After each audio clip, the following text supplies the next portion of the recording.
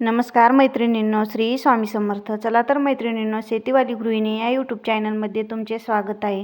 आज मी तुम्हाला धान्य साठवणुकीला किडा लागू नये यावर सविस्तर व्हिडिओ बनवत आहे. हरभऱ्याची डाळ, तांदूळ आणि गहू, कडधान्यामध्ये तूर वर्षभर कसं साठवायचं यावर सविस्तर व्हिडिओ बनवलेला आहे. गहू, तूर, तांदूळ कशात साठवून ठेवायचं याची पद्धतही सांगितलेली आहे. गहू कोणत्या याच्यात साठवतात ते तुम्ही मला बिन सांगा. चला तर मैत्रिणींनो, आता मी तुम्हाला व्हिडिओमध्ये काही जिन्नस घालून वर्षभर आपले गहू कसे व्यवस्थित ठेवायचे यावर व्हिडिओ सांगत आहे. चला तर मैत्रिणींनो, मग मी आता वेळ न घालवता व्हिडिओला सुरुवात करते. सर्वांना पुन्हा एकदा नमस्कार. हे पहा मैत्रिणींनो, मी इथे आज तुम्हाला तुरी, कडधान्यामध्ये तूर, मूग, सर्व काही जिन्नसमध्ये ही वस्तू घालू शकतात. हरभऱ्याची डाळ, तांदूळ आणि शेवटी येतात ते गहू. यासाठी यामध्ये घालण्यासाठी लागणारे जिन्नस पाहू. काडेपेटी, लवंगा आणि वाळलेला लिंबाचा पाला. तुम्ही वाळलेला लिंबाचा पाला उन्हाळ्यात कडकड वाळून ठेवा, कारण तो ओला पाला टाकला जर तर त्या पाल्याला बुरशी येऊन आपलं धान्य खराब होऊ शकतं. त्यामुळे काळजी घ्या. आणि याची पोटली करून बांधून ठेवण्यासाठी सुती कपडा. चला तर मैत्रिणींनो, आधी आपण याच्या पोटल्या तयार करून घेऊ. सर्व लिंबाचा पाला एका कॉटनच्या कपड्यावर टाकून घेऊ. हवं तर तुम्ही यामध्ये मीठही घालू शकता, परंतु पावसाळ्याच्या दिवसात मीठ जास्त मीठ घातले की त्याला पाणी सुटू शकतं. त्यामुळे मी फक्त लवंगा, एक काळी डब्बी आणि लिंबाचा वाळून घेतलेला पाला याची छान अशा पोटल्या बनवून घेते. पोटल्या बनवून झाल्यानंतर तुमच्याशी बोलते. काही पोटल्यामध्ये तुम्ही गुलाच्या काड्या तशाही टाकू शकता. यामुळे बी अजिबात कीड व आळ्या लागत नाही. आणि थोडेसे लवंगा, खडे मीठ असेल तर खडे मीठ टाकू शकता, कारण खडे मिठाला लवकर पाणी सुटत नाही, परंतु बारीक मिठाला सुटते. चला तर आता आपण सर्वप्रथम तुरीचं पाहू.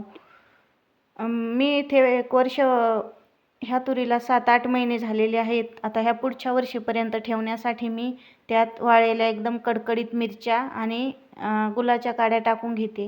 वाटलंच तर तुम्ही मिरच्याचा भुगाही करून टाकू शकता, कारण तिखटपणाने त्याला भुंगा अजिबात लागत नाही.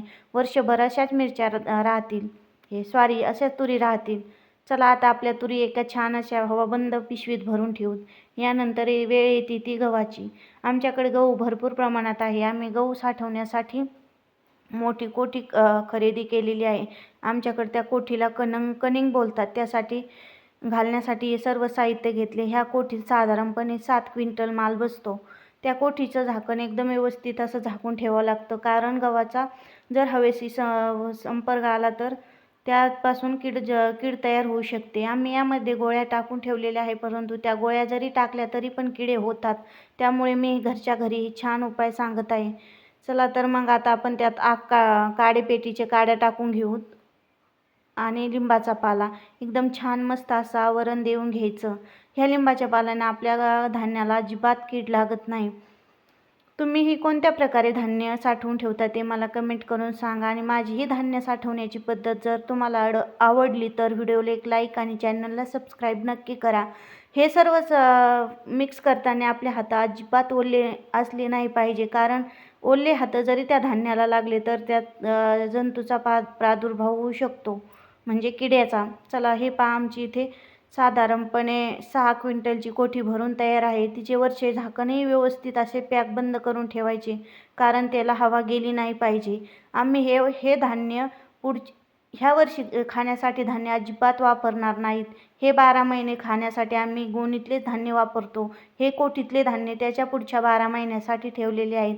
ह्या गोण्या आम्ही ह्या सुरू असलेल्या 12 महिन्यात खाण्यासाठी ठेवलेल्या आहे. ह्या अशाच ऊन देऊन एकदम छान आणि मस्त ठेवलेल्या आहेत. चला तर मैत्रिणींनो, आता आपण तुरीत टाकून घेतलेली मिरच्या आणि ते एका कपड्यामध्ये घट्ट बांधून ठेवायचं आणि पॅकबंद थैलीत ठेवून द्यायचं. असं घट्ट बांधून ठेवले ना तर अजिबात किडे आणि आळ्या होत नाही, भुंगे पण लागत नाही. आम्ही याच पद्धतीने वर्षानुवर्ष धान्य टिकवतो. यावर्षी पेरलेले धान्य पुढच्या वर्षी पेरण्यासाठी तसेच साठवून ठेवतो. या पद्धतीने साठवून ठेवलेले धान्याला अजिबात कीड लागत नाही. वाटलंच तर आम्ही ह्या तुरी पुन्हा लावण्यासाठी वापरणार आहोत. चला तर मैत्रिणींनो, आता आपण हरभऱ्याची डाळ. हरभऱ्याच्या डाळीतही काड्यापेटीच्या टरकलं टाकून घ्यायची आणि एक पोटली बुडाशी टाकायची, कारण याने अजिबात किडा होत नाही. चला तर आता बारी येत आहे तांदळाची. मी इथे 10 किलो तांदूळ घेतलेले आहे. 10 किलो तांदूळ साधारणपणे 10 ते 12 महिने टिकतात, त्यामुळे याची चांगली काळजी घेणं लागते. एकदम छान असे तांदूळ म्या टोपल्यात सोडून घेतलेले आहेत. चला त्यात आपण जे खाण्यासाठी वेगळे ठेवायचे ना ते बाजूला ठेवायचे आणि त्यात लवंगा टाकून घेऊ, कारण या लवंगाने अजिबात आळ्या लागत नाहीत. मी राशनचेही तांदूळ याचप्रमाणे साठवून ठेवते, वर्षानुवर्षे टिकतात बरं का. आणि जास्त दिवस टिकलेल्या तांदळाचे अनारसे एकदम परफेक्ट होतात. त्यासाठी तुम्ही तांदूळ या पद्धतीने साठवून ठेवा. हवं तर तुम्ही यात मीठ घालू शकता, पण मिठाने पाणी सुटू शकतं, उन्हाळ्याच्या दिवसात चालतंय. चला आता मी एका टोपल्यात साईडला गोणीत भरून ठेवण्यासाठी तांदूळ ठेवलेत आणि डब्यात रोज वापरण्यासाठी तांदूळ ठेवलेत. चला मग टोपल्यातले तांदूळ पहिल्याच कापडी नाही पिशवी, ती गोणीसारखी पिशवी आहे, त्यात भरून घेऊ आणि रोजच्या वापरातल्या डब्यात तांदळात आपण लवंगा अशा प्रकारे बांधून टाकू, कारण त्या रोज आपल्या भात खिचडी म्हणजे भात बनवताना त्या निसाला ताण पडणार नाही, त्यामुळे पद्धतशीर अशा बांधून ठेवू. चला तर मैत्रिणींनो, मग आता आपण हे तांदळात बी एक पोटली टाकू आणि हिचं घट्ट असं तोंड पॅक हवाबंद असं बांधून ठेवायचं. यामुळे त्या धान्याचा हवाशी काही संपर्क येत नाही आणि कीड लागण्याचे चान्स राहत नाही. चला तर मैत्रिणींनो, शेतीवाली गृहिणीच्या धान्य साठवण्याची पद्धत तुम्हाला कशी वाटली ती मला नक्की सांगा आणि व्हिडिओ आवडल्यास व्हिडिओला एक लाईक आणि चॅनलला सबस्क्राईब करा. व्हिडिओ शेवटपर्यंत पाहिल्याबद्दल खूप खूप धन्यवाद. भेटू अशाच एखाद्या व्हिडिओ शेवटपर्यंत पाहिल्याबद्दल पुन्हा एकदा मनापासून धन्यवाद. श्री स्वामी समर्थ.